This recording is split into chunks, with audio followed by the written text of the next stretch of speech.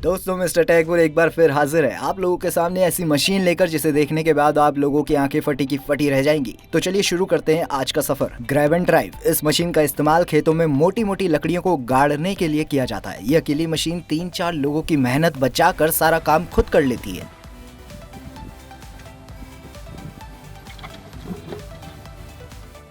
सबसे पहले ये मशीन जमीन में गाड़ने वाली लकड़ी को जमीन के अंदर की छेद में डालती है और फिर इसे डोमिनेट कर इस पर दबाव बनाती है और लकड़ी बेचारा दबाव में आकर जमीन के अंदर धंस जाता है। यह मशीन जिस तरह से इन लकड़ियों को खेतों में फिट कर रही है, जरूरत आने पर ये इन्हें यहाँ से निकाल भी सकती है। Induction bending. कंस्ट्रक्शन साइट पर कई बार मुड़ी हुई पाइप का इस्तेमाल किया जाता है और ये मशीन अपने नाम के अकॉर्डिंग ही सीधी पाइप को जरूरत के अनुसार बैंड करने का काम बड़ी ही सफाई और फुर्ती के साथ करती है।